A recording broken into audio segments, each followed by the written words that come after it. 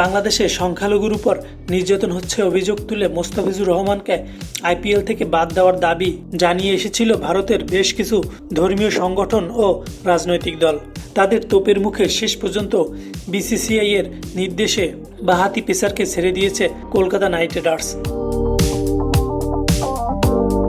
মোস্তাফিজকে IPL খেলতে দিতে না পারলেও বাংলাদেশ থেকে পালিয়ে যাওয়া সাবেক স্বৈরাচারী শাসক শেখ হাসিনাকে ঠিকই জায়গা দিয়েছে ভারত।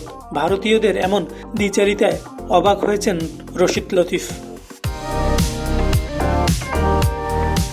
আইপিএলে আগামী আসরে কলকাতার হয়ে খেলার কথা ছিল মোস্তাফিজের। টুর্নামেন্ট শুরুর আগে নিলাম থেকে 9 কোটি 20 লাখ রুপিতে বাংলাদেশি পেসারকে কিনে নেয় কলকাতা। তবে দল পাওয়ার কয়েকদিন পর থেকেই মোস্তাফিজ আইপিএল খেলতে পারবে কিনা সেটা নিয়ে সংশয় তৈরি হতে থাকে।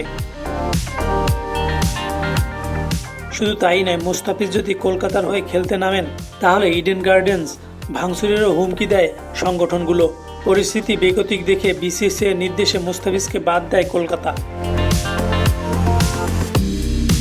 মোস্তাফিজের আইপিএল খেলা বাতিল হলেও শেখ হাসিনাকে নিয়ে ভিন্ন অবস্থান নিয়েছে ভারতের ধর্মীয় সংগঠনগুলো।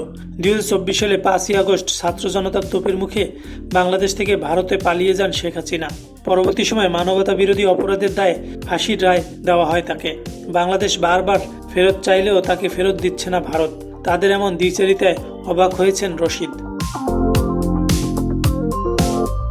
নিজের এক্স হ্যান্ডেলে পাকিস্তানের সাবেক উইকেট কিপার ব্যাটার লিখেছেন, বিসিসিআই এর নির্দেশে কলকাতা রাইডার্স তাদের আইপিএল দল থেকে বাংলাদেশ পেসার মোস্তাফিজুর রহমানকে ছেড়ে দিয়েছে। অবাক করার বিষয় হচ্ছে, ভারতে শেখ হাসিনাকে জায়গা দিতে পারে কিন্তু মোস্তাফিজুর রহমানকে আইপিএল খেলার অনুমতি দিতে পারে না।